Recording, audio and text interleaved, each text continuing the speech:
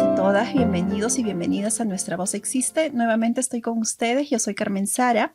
Y bueno, el día de hoy tenemos un programa especial a propósito del 25 de noviembre, precisamente una fecha que nos recuerda las diversas situaciones de violencia que aún atravesamos las mujeres en el mundo y que lamentablemente continúa en auge, ¿no? Continúa en aumento. Entonces es el día de hoy que justamente queremos seguir conversando a través de esto, queremos seguir pensando qué se está haciendo, en qué estado están los avances, pero también cómo van el tema de los retrocesos, ¿no?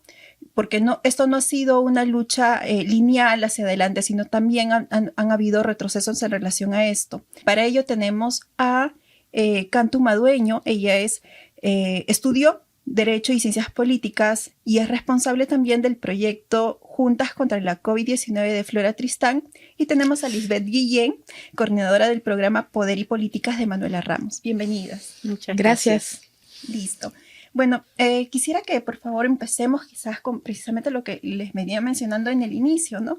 Acerca de los avances y retrocesos en relación, primero en relación a la prevención de la violencia de género.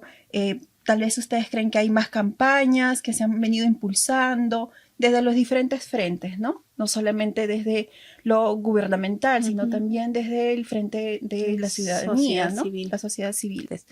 Entonces, en materia de prevención, como señalabas, hay algunos avances de parte del Estado, hay política pública, hay una estrategia nacional para prevenir la violencia contra las mujeres, la violencia de género contra las mujeres, ¿no?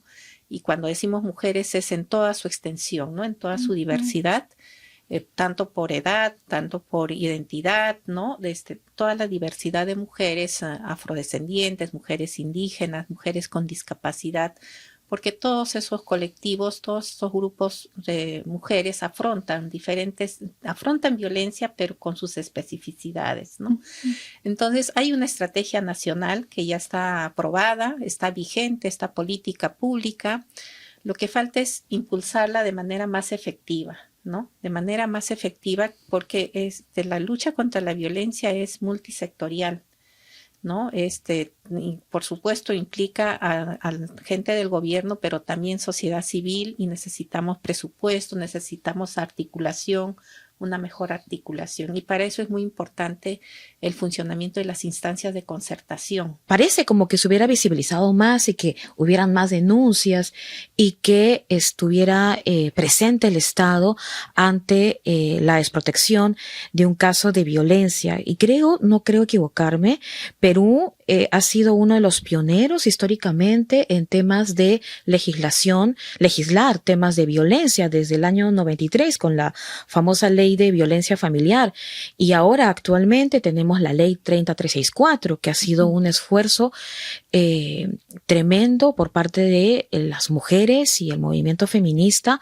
para visibilizar y mejorar las leyes que ya teníamos.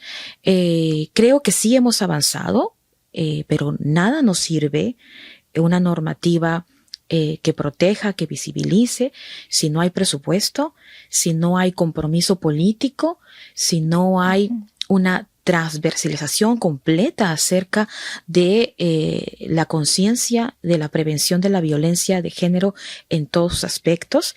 Y un punto muy importante que creo que vamos a coincidir con muchas de las compañeras activistas, abogadas dentro del movimiento feminista, es de que no hay todavía la confianza de la población, de las mujeres víctimas de violencia hacia la protección del Estado. Entonces, en relación a esto, ¿ustedes creen que existe un mayor número de denuncias o que aún hay muchos casos en los cuales todavía no se denuncia? ¿Y a qué obedece o a qué remite esta ausencia de denuncias? Puede ser tal vez al tema de las garantías, por ejemplo, o me gustaría saber sus opiniones.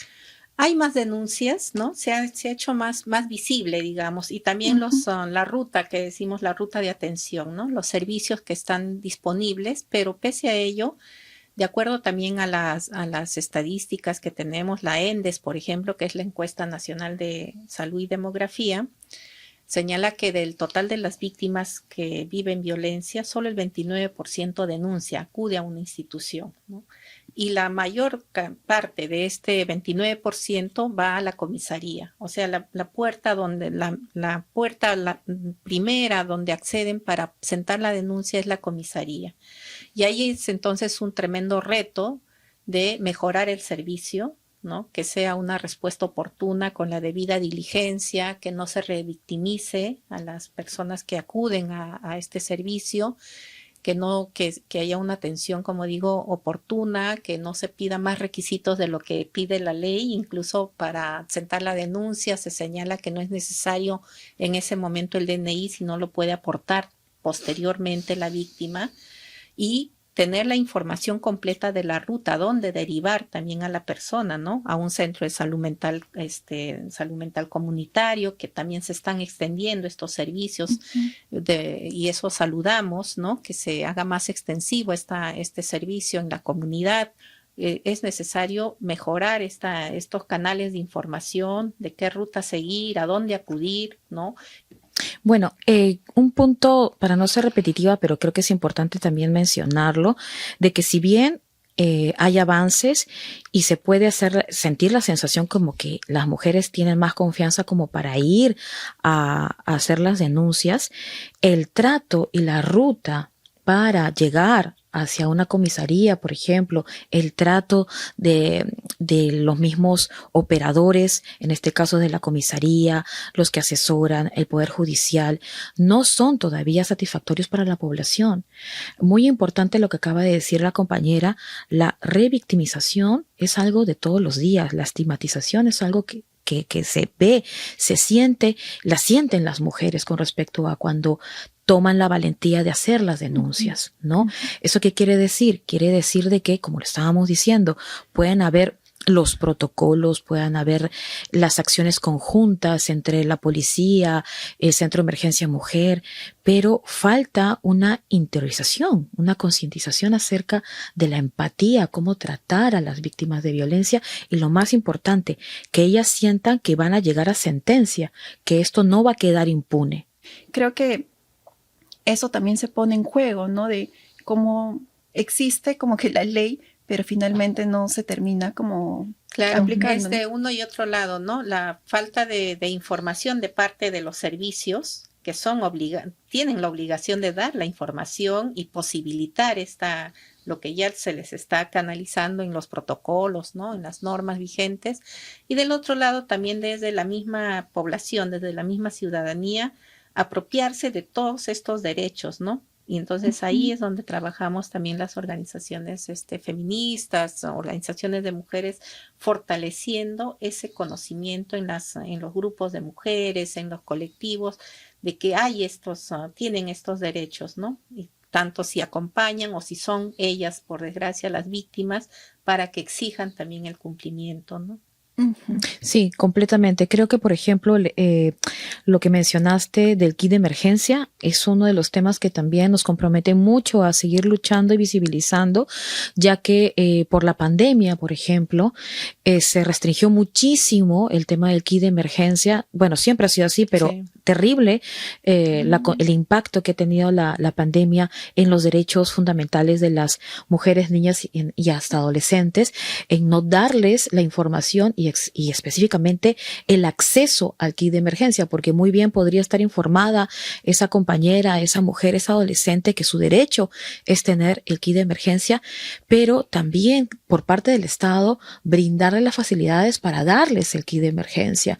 Hay resistencias, todavía hay resistencias a pesar que está normado. Vale, y en relación a esto pensaba también en las sanciones, ¿no? En estos procesos o el acceso a la justicia del que hablamos hace un momento. ¿Ustedes consideran que hay avances en relación a esto?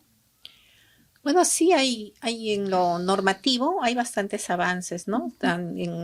Comparativamente se señala incluso que Perú tiene un avance significativo a nivel de la región de América Latina, por ejemplo, ¿no? Se han incrementado las penas para los diferentes delitos, ¿no? Para feminicidio, para violación sexual.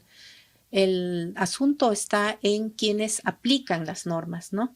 primero en, como les decimos, los operadores de la justicia, ¿no? Del sistema de justicia. Entonces, muchas veces no tienen la perspectiva de género, ¿no? Entonces, en lugar de encaminar el proceso y tener una verdadera sanción para el agresor, reparación para la víctima, se cuestiona la conducta de la víctima, pese a que ya hay acuerdos plenarios donde la conducta de la víctima no tiene que para nada considerarse en un proceso judicial. No hay ninguna justificación para la violencia no tiene ninguna justificación, ¿no? Entonces, ahí falta mejorar esos canales de quienes aplican la normatividad, ¿no? Bueno, la violencia de género es compleja, está relacionada con una problemática de una estructura social, ¿no? Sociocultural que valida, normaliza la violencia de las mujeres, pero creo que también hay que estar alertas en este último tiempo, ya que esa misma percepción que hemos tenido antes de que los mismos operadores de justicia o que son importantes en la ruta de violencia justifican, naturalizan, minimizan el tema de la violencia de género, también viene de un discurso de odio que se está fortaleciendo en sectores muy importantes, en poderes muy importantes como el Ejecutivo y el Legislativo, ¿no? Uh-huh. No es una sorpresa que ahora el discurso de odio hacia los derechos de las mujeres y poblaciones que históricamente han sido discriminadas y violentadas, como por ejemplo la población LGBTQ+, ¿no? Ya no tengan vergüenza en justificar y naturalizar este tipo de violencias. Podemos encontrar a un político, a un congresista, a alguien parte del Ejecutivo, mencionar con naturalidad el tema de justificar la violencia, ¿no? Eso creo que también viene de una ola conservadora, fundamentalista, que lo estamos sintiendo desgraciadamente y que están en sectores muy importantes que son vitales para plantear normativas como por ejemplo el Poder Legislativo, el Congreso, que hace muy poco ha estado aprobando leyes que van en contra de los derechos de las mujeres. Nunca habíamos sentido la sensación de retroceso y de sensación de que los derechos de las mujeres están en emergencia en este último tiempo, ¿no? Entonces yo creo que eso, la población también tiene que estar alerta con respecto a esto, porque está legislándose con respecto a derechos fundamentales que por muchísimos años las mujeres y los movimientos feministas hemos luchado. Y en ese sentido quería preguntarles, ¿por qué consideran ustedes importante que precisamente, no sé, en las escuelas, ¿no? en la educación básica principalmente, se promuevan relaciones igualitarias? ¿En dónde radica la importancia de esto? Y en esa misma línea también de la ESI, ¿no? De la educación sexual integral. Es fundamental, ¿no? Y como señalaba Cantú, desgraciadamente estamos en un tiempo de retrocesos. Cuando hace algunos años, 3, 4 años decíamos, por lo menos trabajar y luchar por mantener lo que hemos conquistado y no retroceder, pero ahora estamos en un escenario de retrocesos. Y en el ámbito educativo, promover y garantizar la construcción de relaciones igualitarias es fundamental justamente para la prevención, ¿no? Porque es el espacio inicial donde se construyen estas relaciones de igualdad, relaciones democráticas, de respeto al otro, a la otra, ¿no? A los diferentes también, ¿no? Entonces es generar una comunidad democrática de respeto y es fundamental la educación sexual integral porque justamente se dirige también a prevenir los embarazos en niñas, en adolescentes, ¿no? Que tenemos ahí también cifras lamentables de niñas de 10, de 12 años que han llevado a término embarazos justamente porque no han sido atendidas con la debida diligencia en los servicios cuando han reportado, por ejemplo, un caso de violencia sexual. El hogar y las escuelas, los colegios, son los espacios idóneos para trabajar el tema de igualdad de género, porque son los focos centrales en donde se van a afianzar temas de estereotipos de género, temas de machismo. Las escuelas son la esperanza y también espacios en donde tenemos que tratar de vincular la voz adolescente ante un discurso que ahora, por ejemplo, niega a los adolescentes, los adolescentes a hablar acerca de sus necesidades y su realidad. Hablamos de violencia, por ejemplo, la violencia sexual. El 60% de las denuncias de violencia sexual son de adolescentes. Y es una realidad. Cuando vamos, por ejemplo, a dar charlas en los colegios acá en Lima, en San Juan de Lurigancho, en Villa El Salvador, donde podamos tener la intervención, es clara la necesidad de las y los adolescentes de ser escuchados y que los docentes, las docentes también tengan la necesidad de hacer empatía, de poder trabajar estos temas con ellos y ellas, sin tener el miedo de que puedan ser juzgados, puedan ser sancionados. Entonces hay un doble perjuicio terrible hacia el discurso adultocentrista de acallar la voz de las y los adolescentes cuando tienen la necesidad de hablar acerca de temas tan importantes como la prevención del embarazo adolescente, de una infección de transmisión sexual, el bullying. El bullying, ahora que está tan sensibilizado por el último caso que hemos tenido terrible de un adolescente, está relacionado también con una educación sexual integral. Creo que también es importante trabajar eso y poner en alerta a los padres y madres de familia a que en la educación sexual integral es muy importante implementarla en los colegios en conjunto. Sí, siempre se ha pedido la opinión de los padres y madres de familia. Es una manipulación terrible lo que se ha hecho con esta ley, que desgraciadamente ya es ley, en donde faculta solamente a algunos padres, y ya sabemos quiénes, qué tipo de asociaciones de padres y cuál es su objetivo, que es sacar absolutamente todo tema de género, todo tema de igualdad y todo tema de educación sexual integral, y creo que eso es lo que tenemos que trabajar y ponernos en alerta. Me parece bien importante lo que han mencionado las dos, porque no pensaba en esta estigmatización que se da en relación a la educación sexual integral, ¿no? Que cuando se habla de prevención del embarazo adolescente, generalmente se piensa en métodos anticonceptivos inmediatamente, ¿no? Esta asociación, pero también no se está viendo esta otra parte que acaban de mencionar ustedes acerca de que también la educación sexual integral aborda precisamente darles herramientas a los niños, niñas y adolescentes de detectar situaciones de riesgo. Excelente. Y en relación a los avances de los protocolos de atención, ¿no? Sabemos que existen, nos han mencionado ambas protocolos de atención desde el ámbito jurídico, ¿no? También protección, un protocolo en relación al ámbito de salud, cuando hablábamos de los kits de emergencia. Pero en relación a esto, ¿ustedes creen que hay avances? Hemos hablado un poquito de los factores que de pronto limitan, ¿no? Una atención oportuna, pero en relación quizás a los avances que de pronto se ven en relación específicamente a los temas de protocolos, ¿qué nos podrían mencionar? Hay varios protocolos para la atención de víctimas de violencia sexual, ¿no? Para la atención de víctimas de violencia en general también.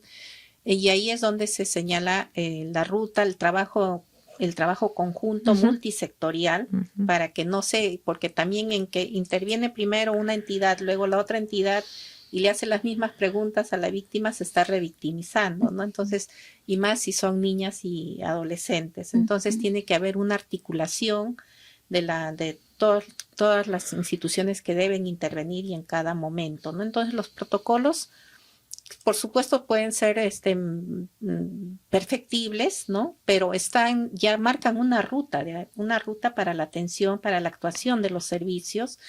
Y lo que ya señalaba también anteriormente Cantu, hay dificultades en su aplicación por los servidores y servidoras, ¿no? Hay resistencias, se contamina a veces con los pensamientos personales, que puede estar tamizado por lo religioso u otras situaciones. entonces no se opera de la manera adecuada y oportuna. Por ejemplo, al entregar el kit de emergencia a una víctima de violencia sexual.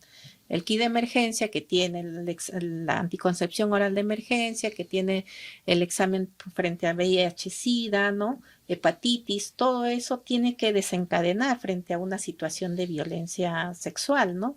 Adelantarse para que el daño no sea mayor, para justamente y pensando en la víctima. Entonces, hemos tenido casos que por demoras han habido consecuencias terribles en las víctimas, ¿no? Creo que las herramientas están ahí, los esfuerzos están ahí, los protocolos son importantes para la ruta, para el acompañamiento, pero nada nos sirve si todo no tiene un enfoque de género, ¿no? Si los operadores, los que manejan, porque puede haber un trabajo articulado e incluso puede haber hasta voluntad, preocupación, por supuesto que lo hay, del sector, por ejemplo, de la policía, con el sector salud, con el Ministerio de Educación. Siempre vemos esos esfuerzos porque hay preocupación, pero en la práctica hay dificultades. ¿Por qué? Porque no, como dice mi compañera, no hay realmente una empatía, una conciencia, una percepción sobre el tema de igualdad de género. Y eso también dificulta a que ellos y ellas puedan terminar, digamos, el acompañamiento, terminar exitosamente aplicar el tema de los protocolos, ¿no? Qué necesario es que todos los operadores, ¿no? O los servidores públicos reciban esta formación, ¿no? Con el enfoque de género, por ejemplo, ¿no? Sobre todo, creo que desde el Congreso, que finalmente es donde yace y donde de pronto se realizan todas estas acciones legales, ¿no? El marco legal. Entonces, quisiera invitarlas a que nos puedan dar sus palabras finales antes de cerrar el programa. Gracias. Sí, reiterar la articulación es muy importante, sector de mujer, ¿no? Mujer y poblaciones vulnerables con el sector salud, educación y también en las instancias de concertación, que en el espacio local son fundamentales justamente para identificar los casos, la falta de atención, o también señalar pues cómo están operando bien los servicios, ¿no? Porque también hay esfuerzos que hay que reconocer y saludar por atender de mejor manera esta violencia, las diferentes situaciones que afrontan las mujeres, niñas y adolescentes. Y en esta fecha tan emblemática, el 25 de noviembre, justamente las organizaciones de mujeres, colectivas feministas, organizaciones históricas, colectivas de jóvenes, toda la diversidad, vamos a confluir en una marcha por el 25 de noviembre, que se va a llevar a cabo el 26 de noviembre a las 4 de la tarde en Lima. La preconcentración es en el Parque Washington, es a la altura de la cuadra 6 de la Avenida Arenales. Esperamos ser una cantidad enorme de manifestantes para decir una vez más que nos están matando, nos están desapareciendo, nos están violentando, ¿no? Entonces, recordemos esta fecha para seguir trabajando frente a la violencia contra las mujeres en su diversidad. Nada, agradecida desde Flora Tristán, estamos muy contentas que existan estos espacios, que existan estas oportunidades para poder compartir la lucha que estamos teniendo, y agradecer muchísimo a CEA, a ustedes, y esperamos pues verlas 26, esta marcha que va a ser el 26, y recordemos que el 25 se conmemora, pero la lucha son todos los días, y estemos en alerta, porque nuestras voces, seamos niñas, adolescentes, población LGBTQ+, mujer diversa, es muy importante, y hay que seguir alzando nuestras voces. Muchas gracias a ambas y bueno, también el 26 de noviembre nos vemos en la marcha. Nos vemos, de todas maneras, y recordarles a nuestras oyentes, a quienes nos sintonizan también a través de las redes sociales, que pueden compartir esta información, pero también pueden visitar las páginas tanto de Manuela como de Flora, donde también van a poder acceder a la información de lo que hemos hablado hoy día, acerca de los protocolos que existen, si se han quedado con dudas sobre el kit de emergencia, qué incluye y qué no, y cuándo exigirlo, y sobre todo, ¿no?, para que podamos acceder a esta información y ejercer nuestros derechos, porque el marco normativo existe, y si el operador de justicia no está facilitando esto, nosotros tenemos el derecho de exigir con conocimiento que esto se dé. Y bueno, eso sería todo por hoy. Nos vemos en el siguiente programa.